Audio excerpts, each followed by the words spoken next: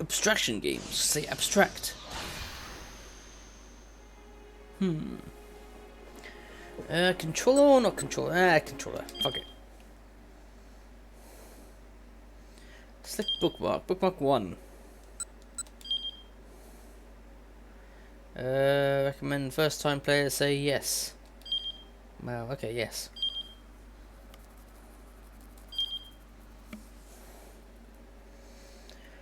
Okay, fiction names characters, places, incidents of the imagination, like very fictitious, and misnomers actual persons living or dead, events, all that goes is coincidental.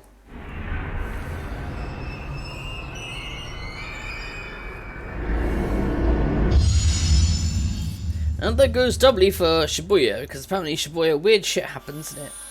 If you were to take every game that takes place there seriously. The hell?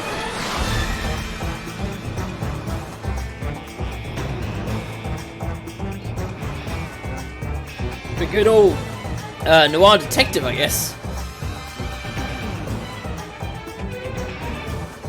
That's what the music's made me think of, anyway.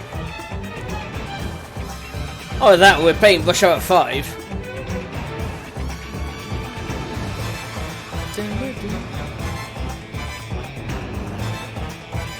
God damn it! Where's Jackie Chan? Just Rush Hour? Like I said, Rush Hour 5.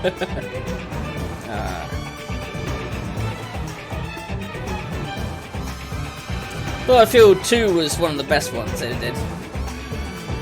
I didn't know when Chris Tucker was like, damn! He ain't gonna be in Rush Hour 3! Where did that come from? Yeah, there's no plans for Rush Hour 3 at that point. He just flubbed his lines. He just one of those moments where you completely forget your line and you're like, damn, line?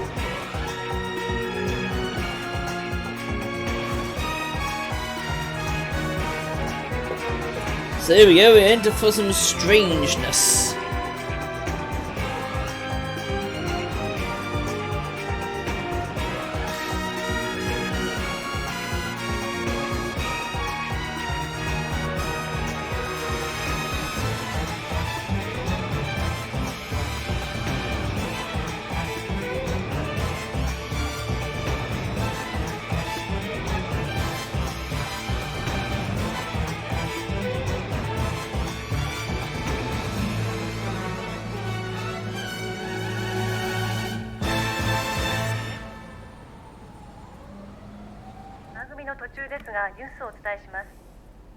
新宿区オフィスビル立てこもり事件の速報です。今朝新宿6丁目のオフィスビルに目出し帽をかぶった40歳前後とみられる男が従業員数人を人質に取り立てこもりました。その後数時間経った今も男は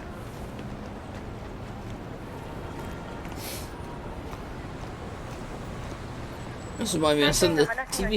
Oh. 立てこもっている男は北島という男である可能性が高いとのことです。その男は以前からこのビル内のある企業との仕事上の取引があり、金銭上のトラブルが絶えなかったということです。今回の立てこもりはそのトラブルに端を発したものではないかと見方が強まります。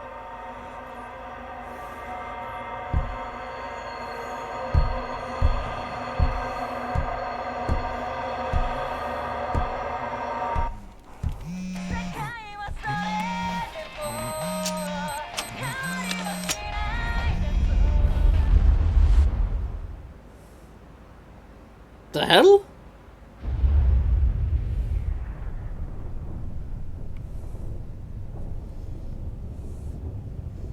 Well, that's a way to start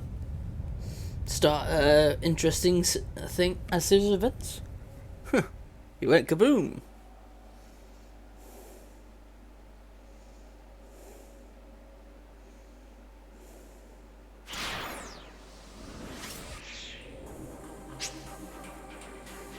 Base of the game, the various mechanics will be explained. In 4, 2, 8, 2... Oh, tennis at once. Impact the experiences as you read the story. What does the day hold in store? The fate is in your hands. Oh.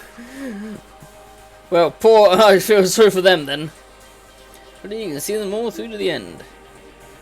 To start, you have two characters, Shinya Kano and Achi Endo. Let's begin by checking out Kano's story.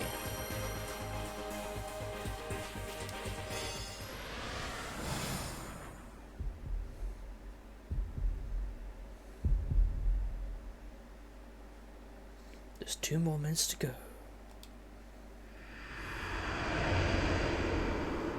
Shinya Kano noted the time again on his watch, scowling at the slow creep of the second hand. The time was 9:58 AM. Furrows of consternation creased his forehead. He wasn't nervous, but he knew better than to expect everything to go smoothly. Keeping a level head was proving rather difficult. There was no room for failure. Lives were on the line here.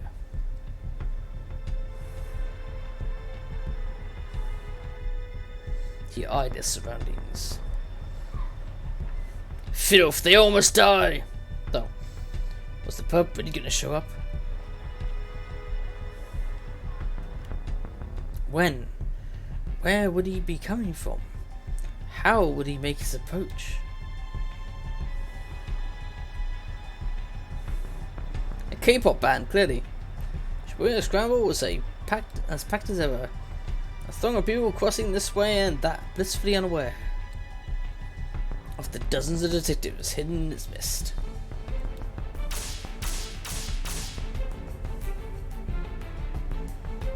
Alright, another minute and a half. Okay, Glasnow is watching again. Mere 30 seconds had passed. Kano had been with the enforcement arm of Shibuya's crime removal affairs section for a year now, but he'd never forget part of his operation is this big before. He eyed the young woman standing beside the statue ahead. She was small enough to get close, get lost into the crowd, and she carried a nondescript attaché case.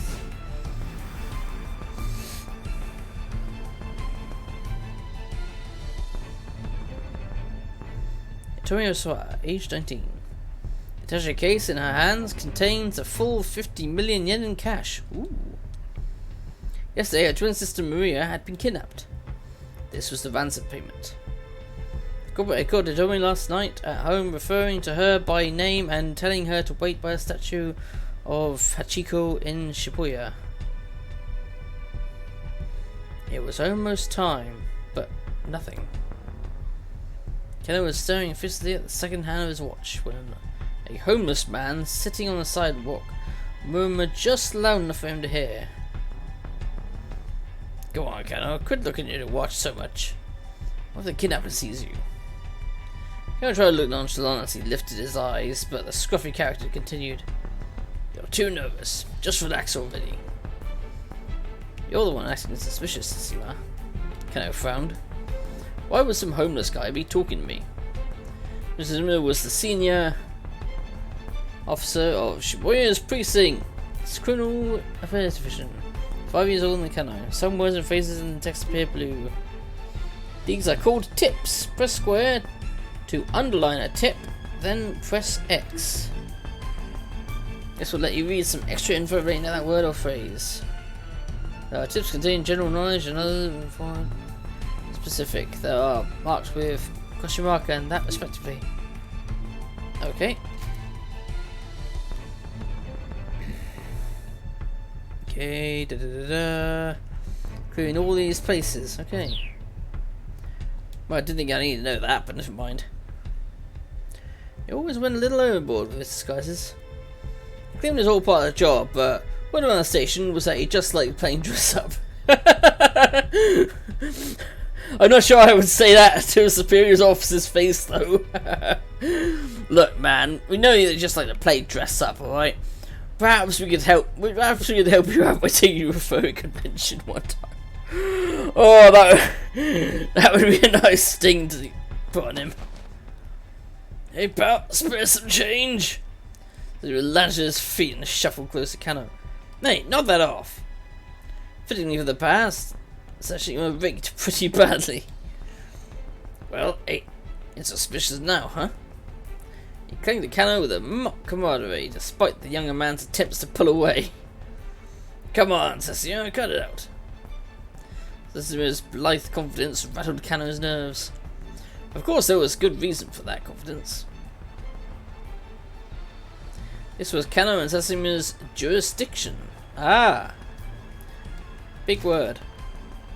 The region of the organization or member of refers to the areas under jurisdiction, blah blah blah. Well, I guess an idea what jurisdiction meant, but outright rivalry between the two. Okay. They were positioned a good distance from where the handoff was to take place. Sanjay was surrounded by elite investigations. HQ Special Investigation. Two tips would appear. Press to change between the words I underline and highlighted tip. If you wish to read, then to return to reading the story. There we go. A statue. One statue of a dog erected in 1934. The dog was famous for loyally waiting for his absent master. Well known. Oh, I've heard about this. Yeah, I've heard about this. Where the poor dog was waiting there, despite the fact that his master was never going to return because he was dead, I think. And the dog was loyal and waited by that station every day at the exact time he was meant to get off the stop. Appointment meet-up spots at the station are the display car for the original Tokyo 5000 series, commonly known as the Green Frog, and the Moye statue by the west entrance. And then it starts talking to you, going, "Roar." Yeah, HQ is in headquarters, blah blah blah. Development organization. Okay, that's fair enough. And his partner were just there to provide backup if the kidnapper attempted to flee. Look, just try to relax, we'll be fine. This is very game and wink. A moment later, the radio squawked in Kano's ear. Alright everyone, it's time. Keep your eyes open. What was coming through the earpiece was Kano Haiko's operations director. He was directing investigation. Yeah, I get. Task force is set up. The operations director is the one that assumes command. Blah blah blah. TV dramas and other fictional accounts often feature some young prodigy from the MPD as operations director, but in reality, the position usually goes to a proven veteran. Well, yeah, obviously, in the real world, you have to be, you know, many years of experience before you become an operations director. It only works in the world of anime and dramas when there's like someone like, oh, I don't know, L from Death Note, where he's, you know, such a savant and everything. Or some of the TV dramas I watched, which are more accurate to real life. Last year, he'd been Shibuya Precinct's head detective and counter supervisor. You don't know when the birth is going, okay, make contact. Don't let your guard down. Gu's low gravity voice echoed in Kano's ear. You know, some two Goriku's. Kano winced at Susuma's words. How could the man be so nonchalant? The point in time had come and gone. Something should be happening. Whap!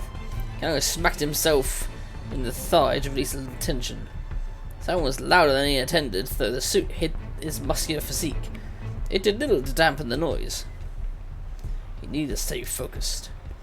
He might be called direction at any moment. Department handled abduction cases according to a certain standard investigation procedure. Was it an attempt to extort money, or was the motive something personal? The answer to that question determined how they deal with the criminal. Might be something personal because they knew, the kidnapper knew the person's name and telephone number enough to actually phone them. Based on investigation team's initial findings this time around, they probably weren't dealing with a professional kidnapping. Still, in all likelihood, it was someone with quite a long rap sheet. Probably someone who knew the family, but so far they had few leads on who might bear such a grudge. The situation so unclear, the plan was to apprehend whoever came to make the handoff on site. The corporate van with the money, there'd be no guarantee of the hostage well-being. Still nothing. Sesame mutters. There he is! He's here! He was broken, his voice spiked into an excited chirp. His voice quirk. Whenever he gets overly flustered and panicked, it's in a childish register. Give him. Subject is a young male in his 20s, wearing a bandana and an orange hoodie. Who's normally calm and stoic, but now is squawking like an excited child. That only happened when he got particularly worked up. Carelessness may steal themselves. You can see the subject now. A 20-something male nonchalantly approaching. He told me to talk to her. Alright, people, be ready to grab this guy. This was stationed in the mobile command center not far from the intersection. Keeping tabs on the situation via video surveillance for the camera team. I don't think he's the kidnapper. The young man started speaking enthusiastically after me. He was watched uncertain. Was this really the kidnapper? It's gotta be him. Oh! You'll encounter selections like these during the story. These choices will change the lives of the other people in addition to changing your own fate. Press X. Current choice will not impact you or any other protagonists. Yeah, the situation still isn't entirely clear in my opinion. Yeah, it still wasn't entirely clear. You need to get a better look at things. The newcomer held a bundle of letter-sized paper which he showed to Tomi as he went on talking. He tried to hand her one of the papers, but she pointedly ignored him. Undeterred, the man kept trying to foist it off on her. He refused to respond, becoming as motionless as the statue of Hachiko behind her. Until finally the man gave up and walked away. Yep, just as I thought.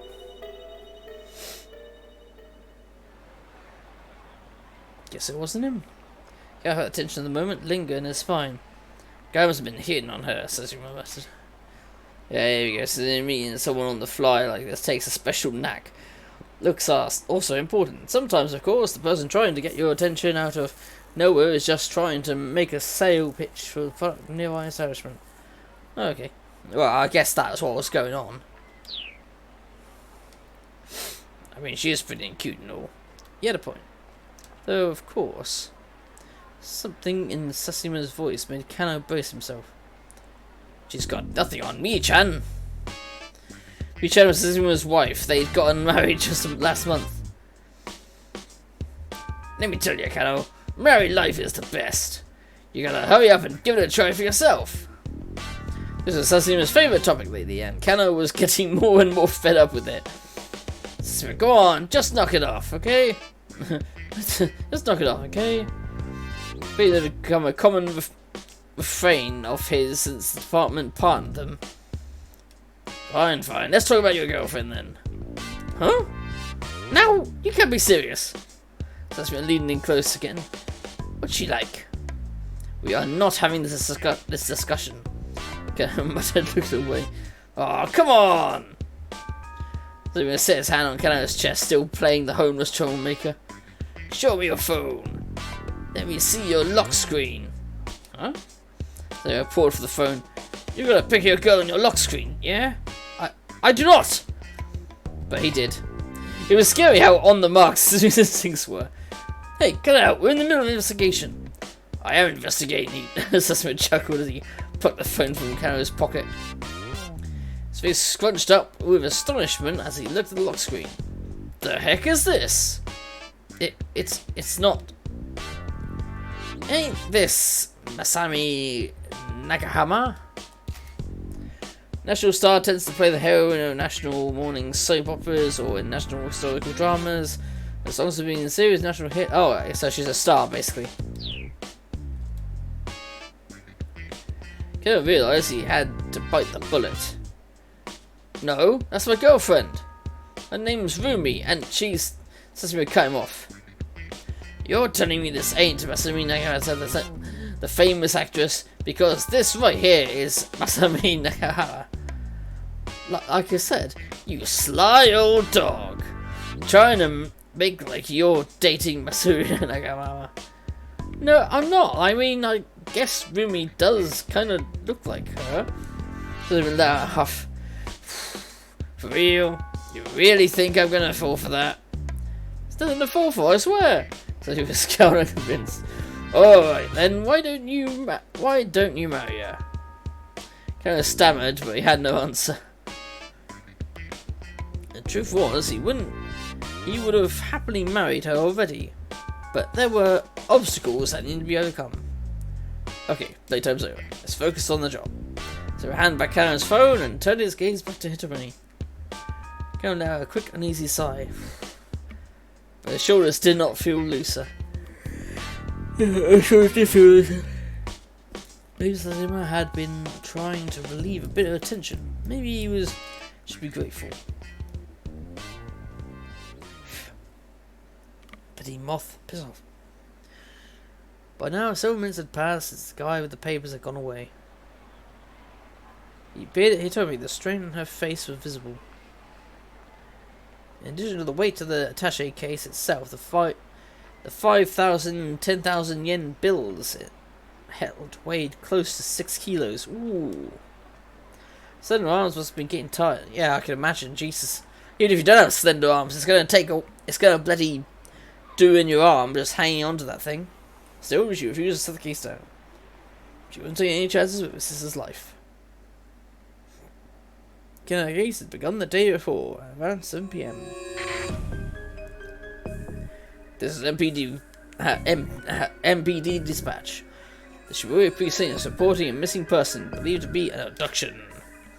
During the law, the act of indirectly luring or deceiving someone into control of a third party is known as a kidnapping. Using forceful threats or violence to achieve the same result is known as abduction. Oh, okay. Right. Subject is Miura Osawa, a 19-year-old student in Midoriya Academy, last seen at the LL Diner near campus. Man was literally seen forcing her into a car nearby. All officers in the vicinity report to the scene at once. Keno and his sister have been working a burglary case in Jingu's 5th district when they got the call. The two arrived at the LL Diner at 7:15 p.m. At roughly the same time, several other officers showed up to secure the area, blocking off entry to nearby roads and monitoring the surrounding establishments. So the restaurant, Keno and his sister were met by a girl who reported the kidnapping. It was the victim's twin sister. What a twist! Well, not a twist we know. He told me.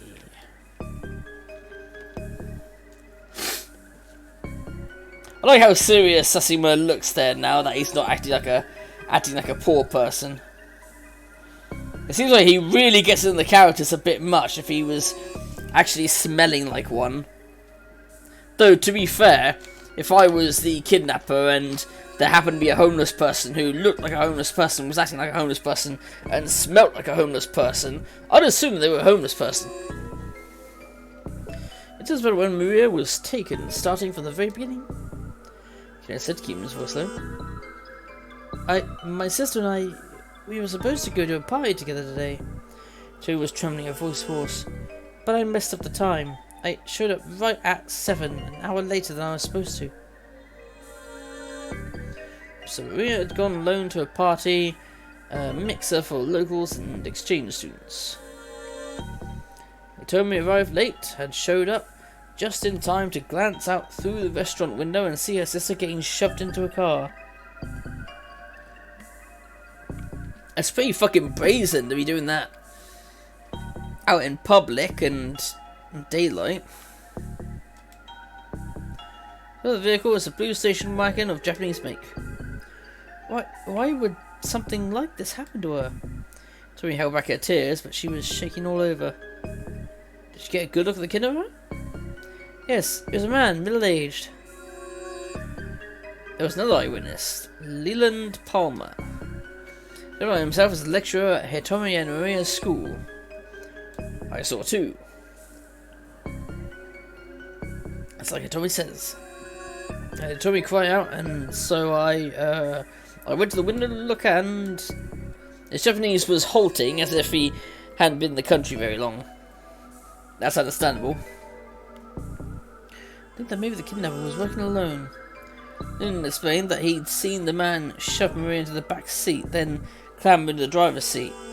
Well, yeah, he was definitely alone then, because if he wasn't alone, he would have jumped in the back, and then the car would have driven off by somebody else, or somebody else may have grabbed and pulled her in. If he had an accomplice, wouldn't they have been driving? Like, Dorian Leland had gotten a look at the suspect's face. Kenner was interviewing others who had been at the scene, looking for other potential witnesses when his phone rang. So they could tell me that this person was middle-aged without seeing his face.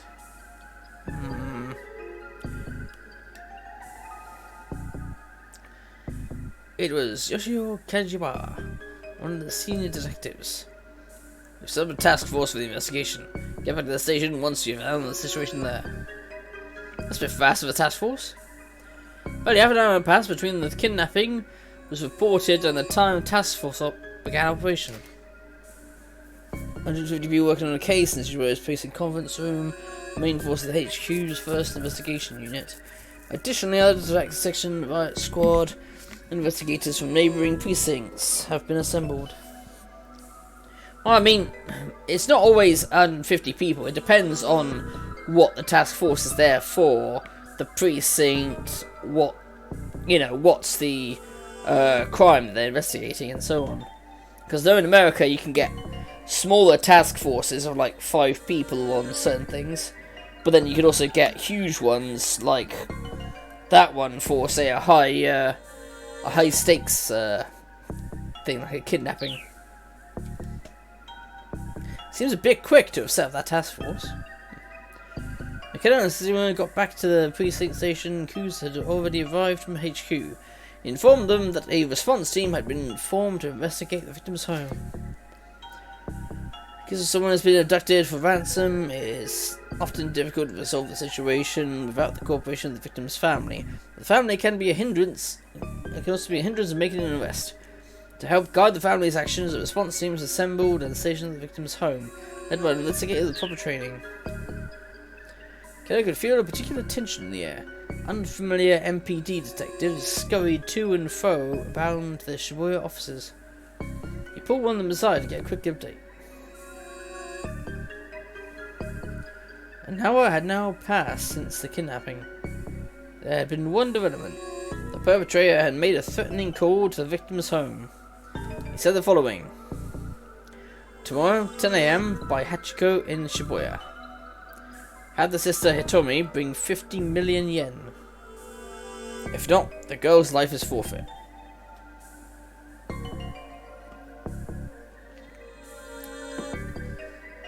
Now, the only problem I have with that demand is he didn't say do not bring the police, because it's usually a standard threat from the kidnappers, is they usually say do not bring the police. If I see a single police officer nearby, I'll kill that person. That's it. Or, more sadistic people would say, I'm gonna mail pieces of her to you in bloody envelopes.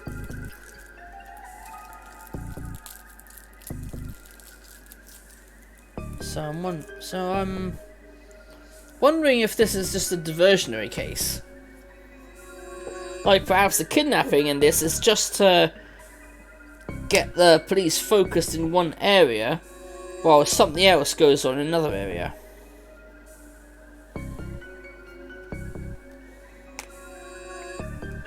Because that's definitely what I would do.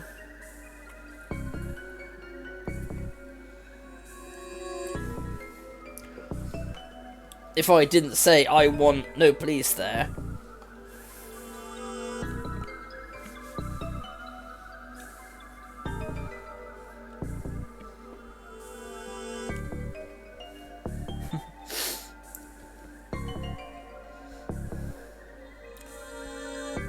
Response between non-detectives from elsewhere. No detective wouldn't have gone undercover in the victim's home. Killers, however, decided that having a knowledgeable local was crucial, and had sent Kajiwara along. They designed themselves as delivery people and movers to make their way inside without arousing suspicion, arriving there at 8:30. The responsible team had come prepared to run a trace as the kidnapper contacted the family a second time. Yeah, the active point, yeah.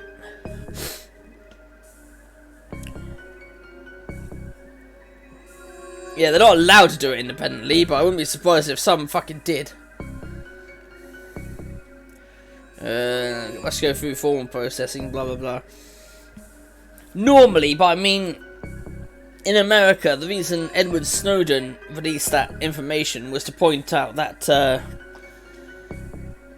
NSA say quite publicly, oh, the data from that we get simply shows like the first name and the number and nothing else, which is bullshit because they say, oh, we don't contain the contents of the call, but no, they have the contents of the call. They have the contents of the call. They have the contents of the text messages and everything. You send a text anywhere in the US and the NSA have it. Which, as John Oliver found, it was quite funny saying about how the government has a whole collection of dick pics because they collect everything. Regardless of if you're a suspect or not in an investigation, they will collect it, and then they will like put it in a folder.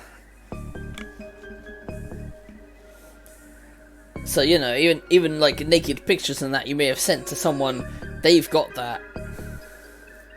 They have that footage. In the past, the trace itself would take time, but nowadays acquiring the location can be practically instantaneous. No further calls. Well, of course they weren't. This person's not an idiot. He's clearly smart enough not to phone again. Can't you just watch again? 20 minutes has now passed since the time designated for the ransom handoff. The kidnapper had yet to appear. Crap, you think we might have spooked him? He went out loud. Hey, stay calm. Zoom scan the passing throng. He's just playing with us. Why did this guy even pick this place? Can't voice the question he'd been asking himself ever since he heard the kidnapper's demands. Sesame shrugged. Figure he must want to blend in with the crowd, nab the money and disappear before anyone knows he's there. Would be my guess. In that case, why not pick Shinjuku or Ginza? Big crowd didn't just benefit the kidnapper after all. It also allowed the police to use the sea of people to conceal their own operation. Oh yeah, exactly. Right now there were 50 detectives stationed within a 50-meter radius of where Hitomi stood. The kidnapper would be taking a major risk if his plan was to nab the ransom money and run. That's what bothered Kano. Any criminal with half a brain would know better than to do a handoff in front of Hachiko. You're overthinking things, pal, stupid criminal. No, I'm not. Kano reached into his pocket and pulled out his notepad. This was Kano's dick.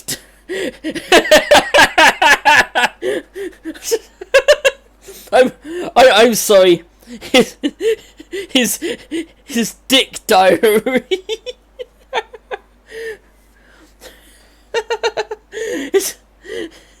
It's okay. You always kept close at hand. Oh, I bet he did. Zero rolled his eyes. That thing again. Can I ignore him for the notepad? Ha! There it is! A dick. Dick 89. The more irrelevant something seems, the more relevant it's bound to be. Yeah, that sounds like a good one. Dick diary. It was a favourite saying of Kiyosu Tanido, a assistant inspector from Shibuya precinct. Nato has some kind of detective Kano inspired to be. For the current operation, he'd been placed in charge of Hitomi's personal safety. He was in position to defend her as soon as the ransom had been handed off. Of course, Hitomi hadn't been informed of how much protection she was under. There was a risk that if she acted too secure, it might alert the kidnapper. Well, yeah, obviously, you don't want to let the person know exactly how many people are nearby or even where they are, because chances are, if you're there waiting for the kidnapper, you're probably going to be staring at the officers. I think Tateno has the right idea. So he snorted quietly. Maybe. I mean, he's a great detective. Don't get me wrong. But do you know how many irrelevant things there are to consider? Again, Kano ignored him. It didn't matter if nobody else understood. Kano had faith in Tenedo as both a detective and as an individual. He had first witnessed Tenedo's brilliance during a standoff at a financial company 3 years earlier. A man had shut himself in an office, splashing gasoline everywhere and threatened to set the place ablaze. While the others hesitated, Tenedo unflinchingly doused himself with gasoline and strode into the building, where he managed to talk the man down and secure the scene. Bloody hell, that's fucking brave! The others had been awestruck by Tenedo's actions. And Keno, who at the time had been content to be a run-of-the-mill policeman, had found it quite inspiring.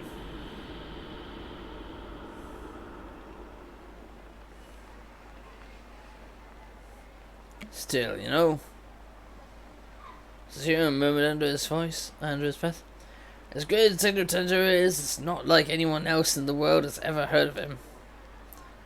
I suppose not. So? Only time after anyone ever hears a cop's name is if he's caught up in some scandal or killed in the line of duty. I mean, doesn't really seem fair, does it? Kind of just shrugged. It was a strange definition of unfair, really. I mean, you've got celebrity chefs and celebrity hairdressers and stuff, so how come no celebrity gumshoes, you know? Oh, there's plenty of those, they're all fictional.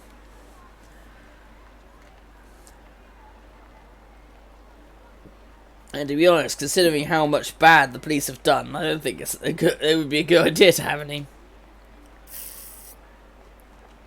Please, can you just focus on what we're doing here? He rubbed his eyes and turned his attention back to Hitomi. What's the matter? Didn't you sleep? Not enough, I guess. Did you eat? Didn't have time. Between bringing in supplies for the base of operations and bringing the team's vehicles.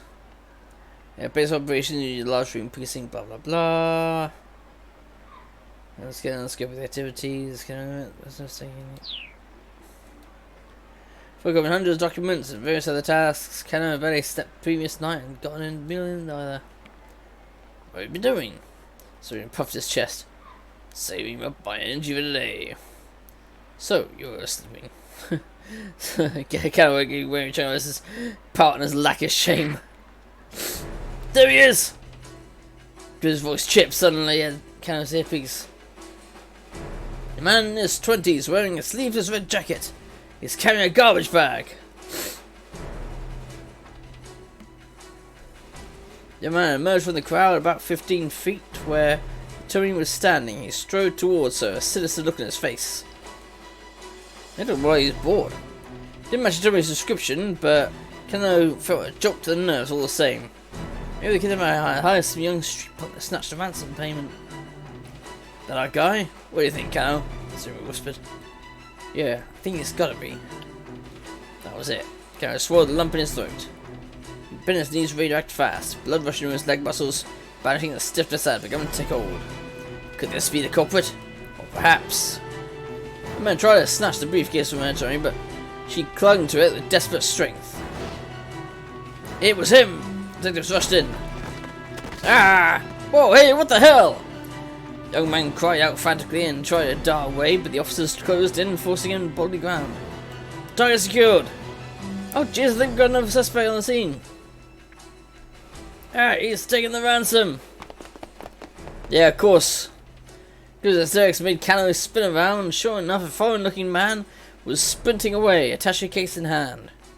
The woman detective scrambled to pursue. Before Kano could react, most of them had run off, leaving him to look after the original suspect.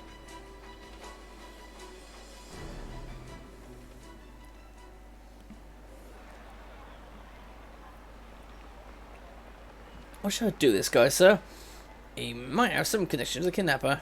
Should I bring him in? Oh sure, I might as well. That'd be swell. I'm on it. However, one of the main detectives can brought the suspect back to Shibuya precinct. Oh, here we go. Look, how many times do I have to go through this? Cut the crap. Interrogation room, the young man gave his name as Achiendo, steadfastly insisting on his innocence. Why did you try and steal that case? Kano watched Achiendo's face intensely.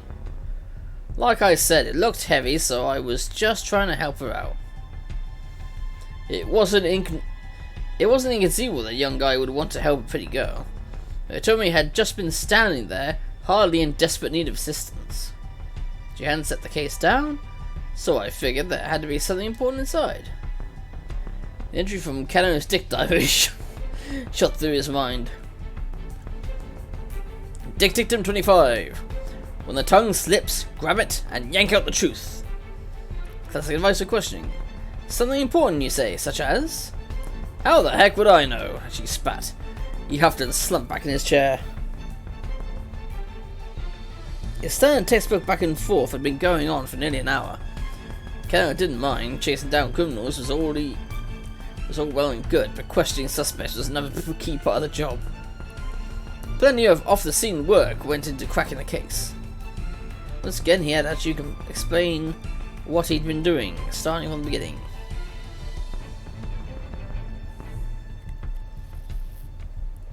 Kano finally emerged from the interrogation room for a short break. He learned that there had been some progress in the case of the crime scene. What police hadn't been able to determine yet, however, was whether or not Maria was safe. Fighting back his anxiety, Kano consulted his dick diary. Dick diary. Dictum 54. Haste makes waste. First sentences aside, remembering the right maxim always helped. It was like casting a magic spell. Kano returned to confront Achi one more time. You were there to act as a distraction, to mess up the investigation, weren't you? Huh? I did loop it down. What are you on about? Dictum 55. The truth hungers to be free. You hungry? Get some katsudon if you like. There is a bowl of white rice topped with breaded pork, cutlet, and egg. There are several variations.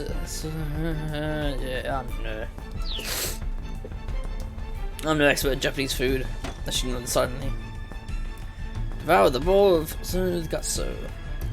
He looked like he hadn't eaten in a while. Alright then, spill it. What's this guy after? And she shrugged. I don't know, he murmured, a thick slice of egg-laden pork between his teeth. How many accomplices do you have? Kano asked, but she just shook his head as he inhaled his food. Suddenly, Kano flipped through his notebook once more.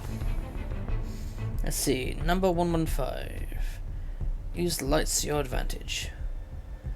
As the minutes ticked past, he found himself referring to his book again and again, trying a dozen different methods to tease out whatever his suspect might be hiding. The experience began to feel strangely surreal. There had two voices echoing hollow in the interrogation room. Eventually, Kano looked at the clock and realised that he had been questioned for nearly 5 hours. Fucking hell. He still hadn't made any headway. What was he supposed to do next? No one knew, but he sure didn't. Still, he was determined to do whatever he could to keep the victim and her family safe. Gritting his teeth in frustration, he perused the dick diary like it was scripture. Number 116. The monotonous questioning was clearly tiring Ishi out. His eyelids drooped like they were beginning to get heavy. Number 117. Get on when they're tired. Kano's eyes gleamed. You're part of some criminal gang, aren't you? I just had to slump forward heavily. Nodding off was basically the same as nodding yes. Screws, I did it! The guy we grabbed at the handoff site. He finally confessed to the crime. What? What are you talking about? Screws laughed in disbelief. We're just about to apprehend the mastermind here. Huh? Kano crushed himself in dumbstruck. Listen, why don't you, look, just wait there, HQ, okay? No, it can't be. Yeah, there was some of him falling asleep. There wasn't a stumble for yes. After the kidnapping case wrapped up, Kano attended his resignation. Guess I'm not cut out to be a detective after all, he thought to himself. Bloody yeah, that's a bit serious. He dropped the Dick diary on his desk as he left the Shibuya precinct for the last time.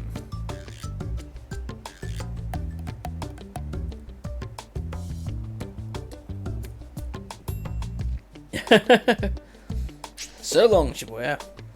Kano wound up at a bad end. However, this does not mean that the choice you made for Kano was the wrong one. Well, the other protagonist, Ishiendo, has an impact on Kano's fate here.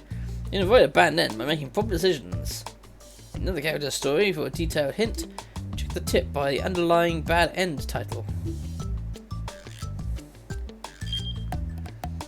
Kano had every reason to suspect him, but arresting him turned out to be a mistake. If an approached Tomi, this wouldn't have happened.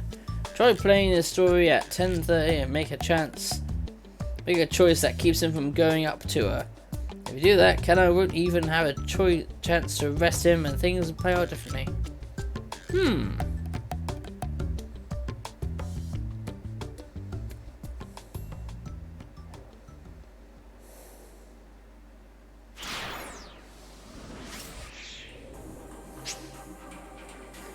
Now then, all the other protagonists.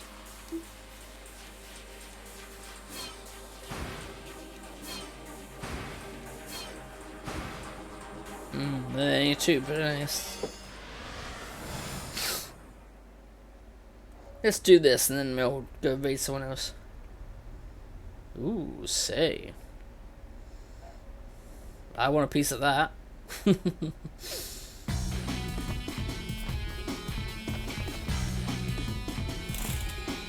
Ah! Light! My weakness!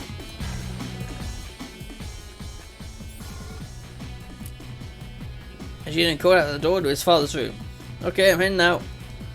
Sure. His father sounded unconcerned. He didn't even open the door. Sure you don't want me staying here in the shop? It's not like you're gonna get any customers. She grimaced. Yeah, I guess not. Drawer by the front door had a stack of heavy-duty trash bags. She pulled a few of them out. Guess it's gonna be that kind of day. Stuffed the trash bags in his pocket and slipped his favourite pair of sneakers. As you led into the family shop. These pieces of electronics were piled up like so much junk in a tiny retail space. The slightest bump brought the risk of an avalanche. As she wove his way through the gaps in the environment like a splunker exploring a cave. I've been in that situation.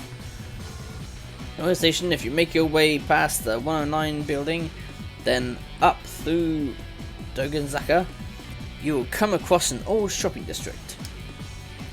In its outskirts is Endo Electronics, in the same place it's been for decades. In its dimly lit interior, you'll find rows of wares all caked in dust. At a glance, it might well assume the place was closed.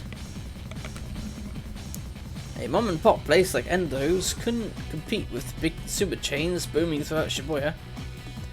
So far, the store had remained in business thanks to the locals who appreciated that they made house calls to do repairs. But things weren't looking good for the future. Actually, the oldest song and nominal successors of the business had no interest whatsoever in working here. He stepped out of the shop and into the sunny morning air. The good weather lifted his spirits. Alrighty, time to do this.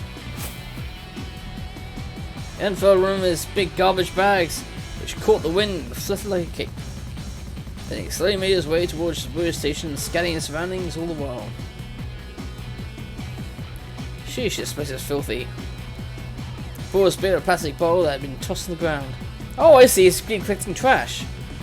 Then with a heavy sigh, he slipped the crushed receptacle in the trash bag.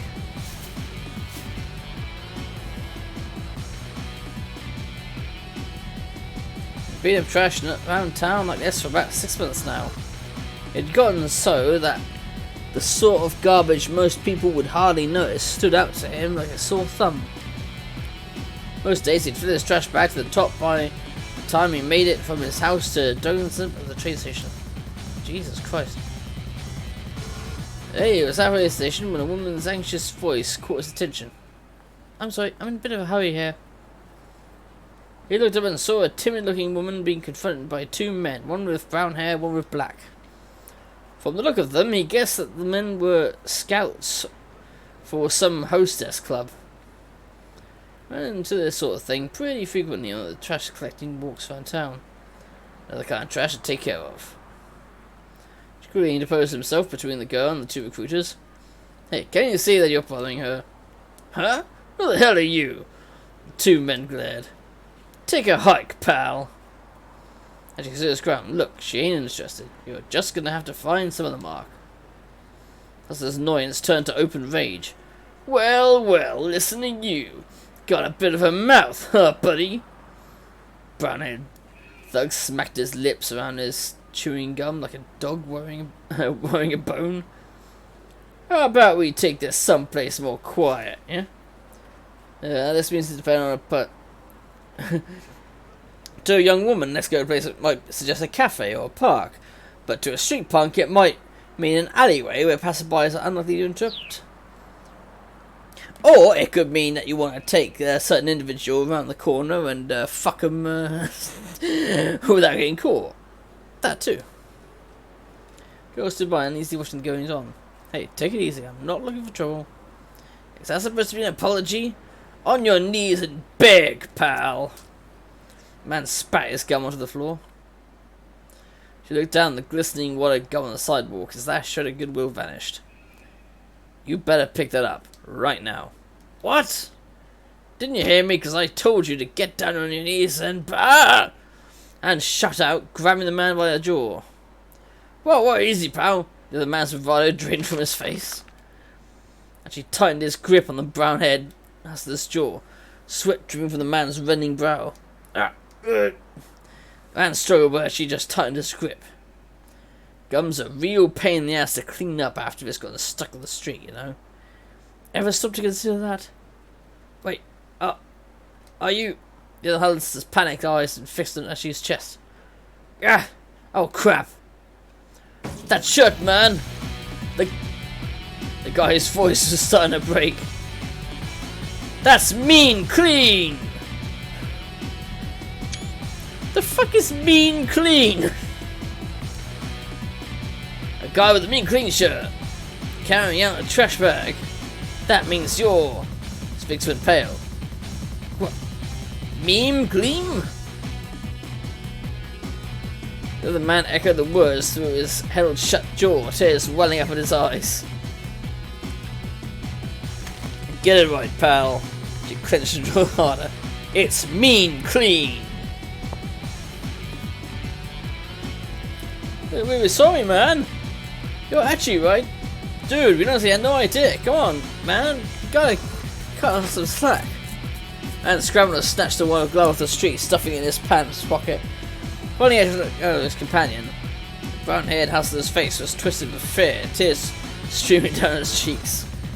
Gasping out hasty apologies, the two thugs scampered off. Hey, so... A shy smile came across the girl's face. Thank you for saving me. Girl! Yoko Kimina, second year student, been doing... Oh... These hustlers managed to corner her while she was on her way to a part-time job at a cafe. It's probably a plot in trashy e-novels for the main character to fall in love with a hustler like these guys, but such things rarely happen in real life. No, I apologise. Huh? The ghost said in surprise. You run into groups like that now and then, but don't hold it against us. Shibuya is a good town. Yeah, okay. And she gave it a quick wave and then turned and continued on his way during instance. Walking with more trash in his bag. She was Shibuya born and raised. He was keenly aware of the changes the ward had seen since he was a kid. Grocers' stalls in inconspicuous little side streets, tiny parks that's between buildings. As you knew, it all like the back of his hand. Trash, human or otherwise, had no place in this town, not on his watch. She made his way down towards Shibuya Station. Throngs of people shuffled to and fro the scramble. The view shifted constantly from one moment to the next, almost as if the city itself were alive. And if the city was a living thing, then Shibuya Station was its heart. Streets like Bunkamura Dori and Center Gai serving as the arteries pumping a bloodstream made of people. Today as ever, the heart was pumping that blood into every nook and cranny of Shibuya. It was actually just another part of this great urban organism. Guess I'm one of the city's white blood cells. Oh wait, maybe I'm a red blood cell. Hold on. Is that right? Or did I have it right the first time? You had it right the first time, mate. White blood cells deliver the pathogens for the bloodstream. Red blood cells carry oxygen throughout the body. Actually, was probably thinking of white blood cells. Yeah, that's what I said.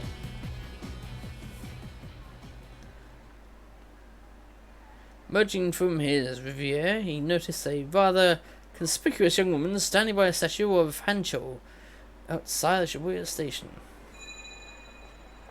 Oh, she's totally my type. To be up someone's alley, to be someone's cup of tea. I can't check those either. I know she's a model or a small-time actress or something. I think she's waiting for someone. Probably another guy. Dang. Good as she was, there's no way she wasn't already taken. What kind of guy scored a girl like this? Probably the rich-ass CEO of an IT company or something. Going down top of the trash bag, he continued to gaze wistfully at the girl. They noticed something peculiar. She was carrying a attaché case, the kind businessmen might use. It was a large case and apparently so heavy that she was struggling to hold it despite using both hands. Now, what kind of person... Let's have Itachi not approach it, tell me. Yeah, that first one we already know what the outcome is. Where this one... I want to see if there's garbage bin nearby. Yeah, if there was a garbage bin nearby. Now, Itachi won't approach Sumi, which means he will avoid being arrested by Kano. At this time, Kano's fate will also change. And he will no longer wind up at a bad end. So let's switch back to Kano's story using the time chart. Press triangle to open. You mean why? This is the time chart. It shows the protagonist's progression.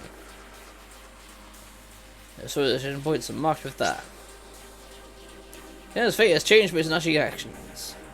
Select Kano's 10:30 time block, then press X. Or rather A in my case. Suspicious man.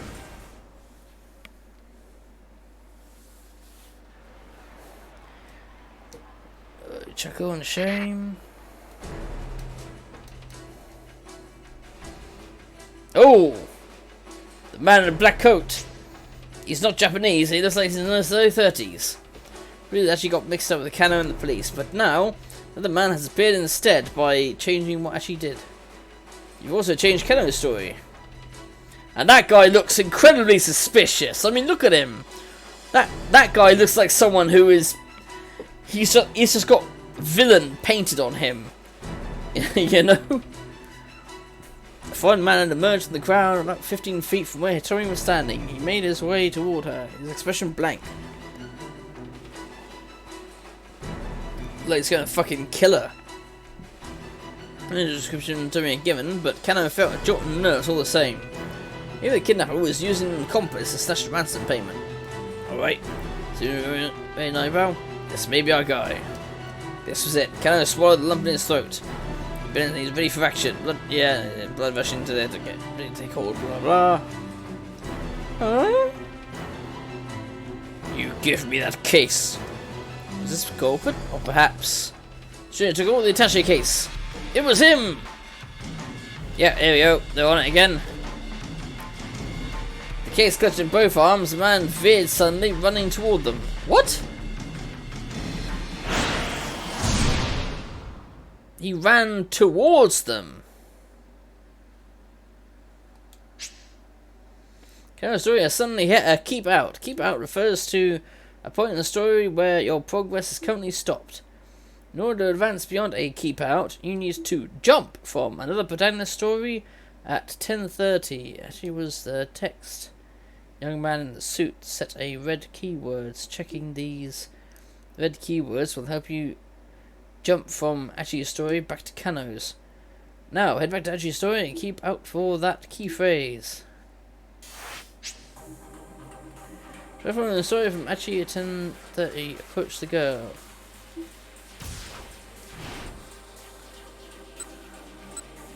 Approach the girl.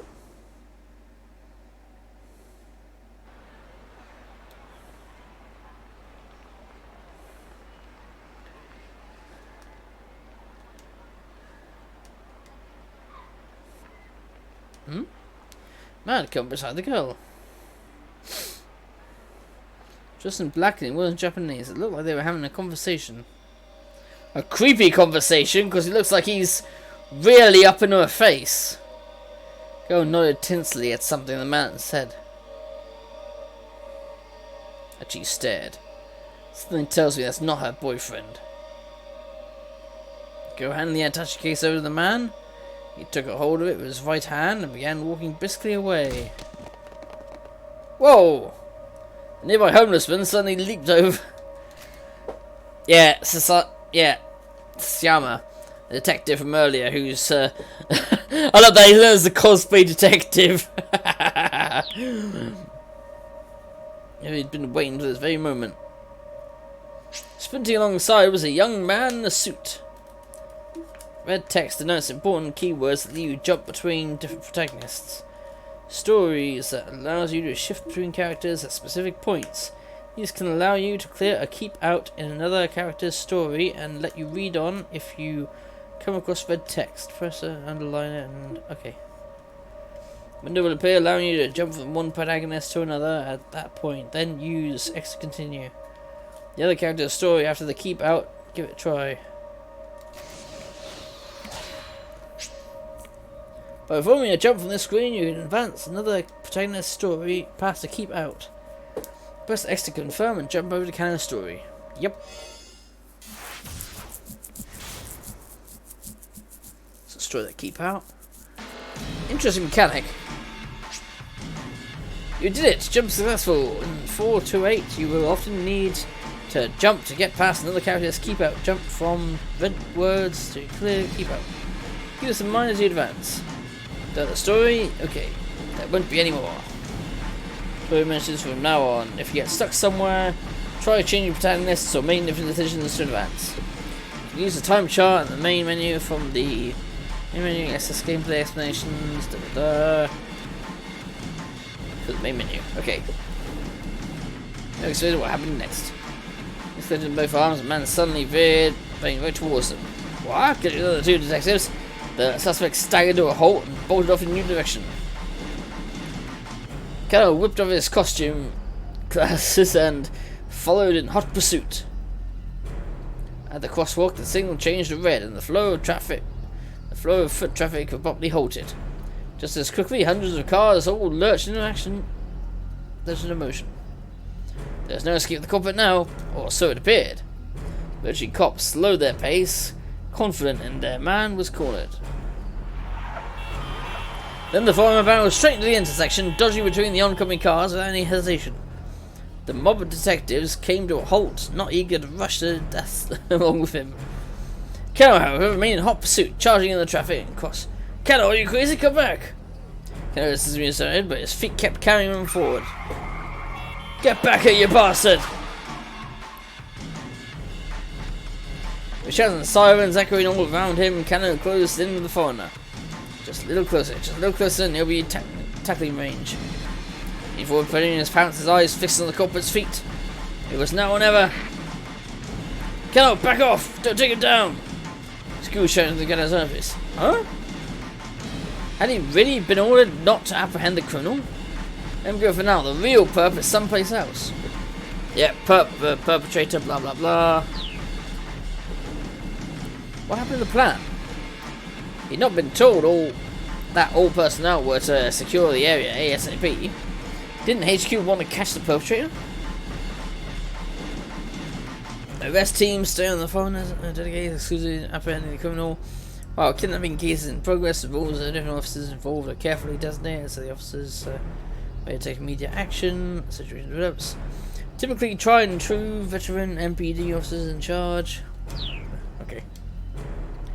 Forensics teams get busy cross-referencing took photos. Yeah, the actual test on the scene, blah blah blah blah. In response, it was only an underling hired for one task. The police had now tipped their hand that they'd been lying in wait. If they didn't knock things down now and get more info on the kidnapper, a girl's life might be at stake. Can I record another maxim from his dick diary? Dick diary. Dick Dictum 12. Always assume a worst case scenario. If you had told him to let this guy go, that implied that he was counting on the team that was now in position. But if the crook had planned a way to break through the police dragnet and escape the ransom, he succeeded. What was the right call here? Take the guy down or back off after all?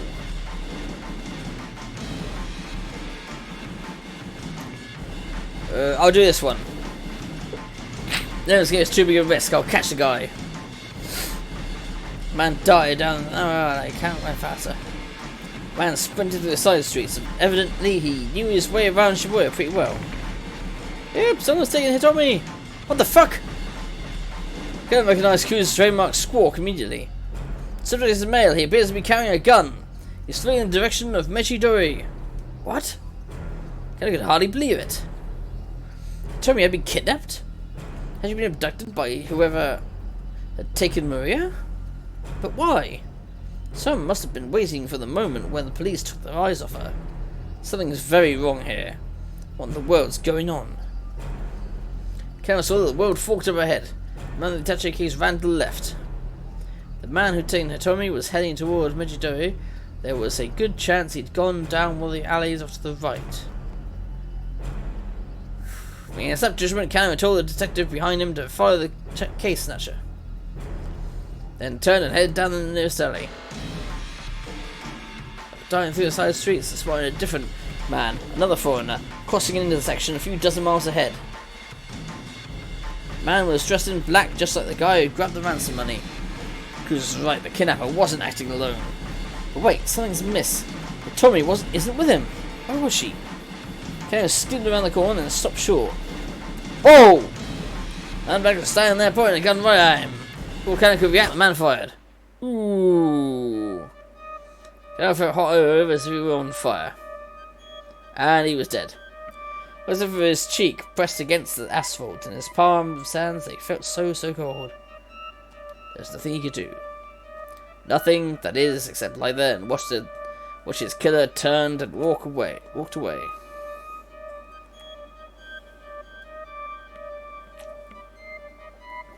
Shot by foreigner. Trying to find the man who had taken Hitomi and ran a different criminal. And unfortunately for him, he got shot. If the criminal hadn't been able to get near Hitomi, she probably wouldn't have been taken. Have a Chachi remake. Yeah, I guess that was.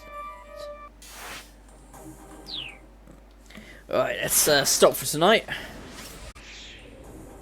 But that was definitely quite fun, wasn't it? Well, I thought it was quite fun anyway. Let's